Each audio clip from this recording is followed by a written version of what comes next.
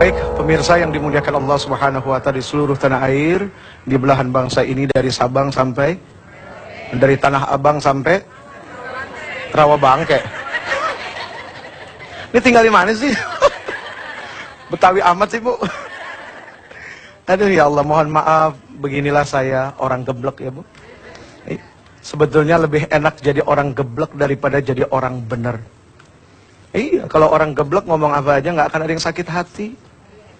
Orang maklum, maklum ujir geblek ini kan. Tapi kalau orang benar, wah, setiap bicara nggak boleh nyakitin orang. Harus halus, harus terjaga segala-galanya. Itu orang benar. Yang benar itu hanya baginda yang tercinta Nabi besar Muhammad sallallahu alaihi wa alihi wasallam wa sahbihil kiram.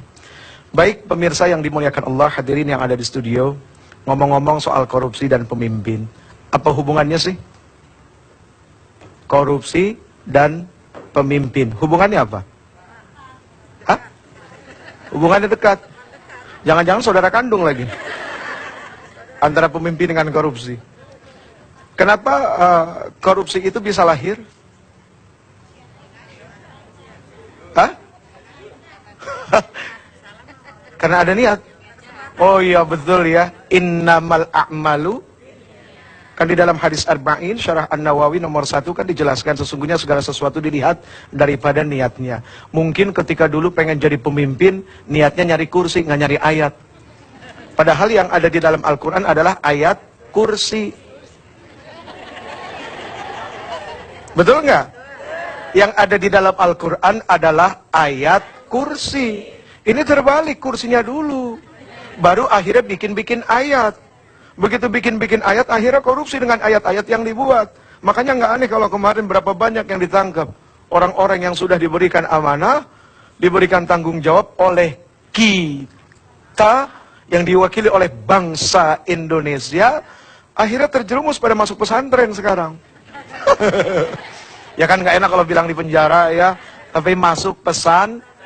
Artinya mudah-mudahan keluar dari pesantren mumtaz, jayyid jiddan, kan gitu ya. Jadi orang yang lebih baik lagi, kan gitu. Nah jadi ini persoalan niat. Ada sesuatu yang keliru. Ya, tapi bisa saja si suaminya, pemimpinnya ini bagus, istrinya ngomporin, bisa saja.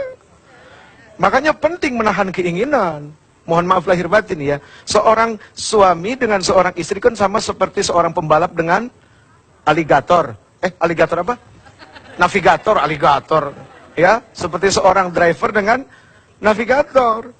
Gini aja lah, nggak usah jauh-jauh. Ibu naik motor, ya, sama suami, tiba-tiba dipepet orang, sang. Terus begitu suaminya mau, kita bilang apa? Udah bang, jangan, mau ngapain sih? Nggak, udah bang, sikat bang, kebut aja. Wah, itu bahaya, iya kan? Mumpung bang, kapan lagi lo? Mumpung ngejabat, kapan lagi? Mumpung bisa bikin ini, bikin itu. Mumpung abang kebijakannya didengar orang, udah sikat. Wah, ini yang bahaya. Ya kalau mau nyikat WC lebih manfaat sebetulnya ya. Loh iya, nyikat WC itu bagus, nyikat sepatu bagus ya. Jangan merasa hina, jangan merasa hina. Orang-orang soleh itu paling senang menyikat hal-hal yang kotor dalam hatinya.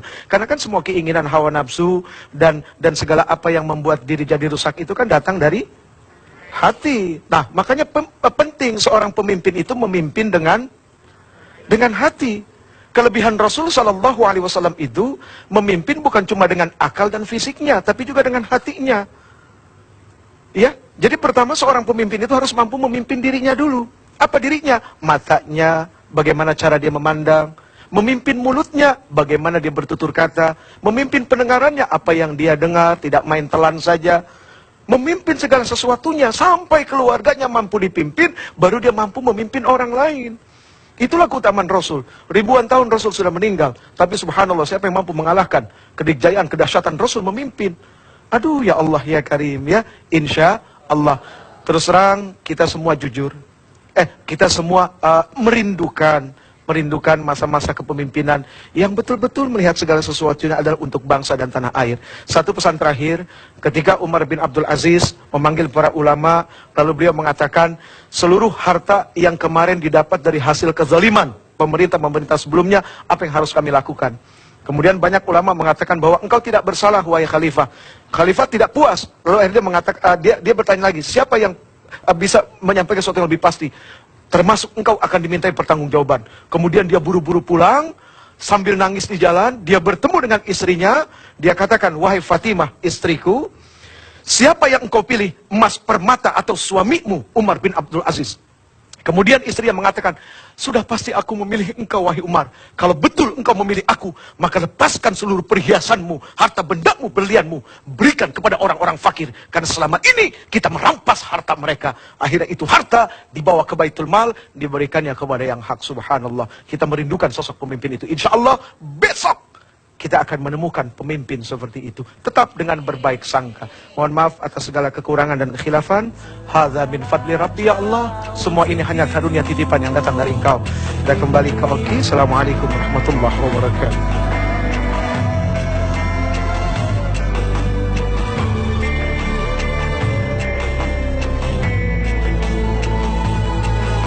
Nafsu jiwa yang memuncak menutupi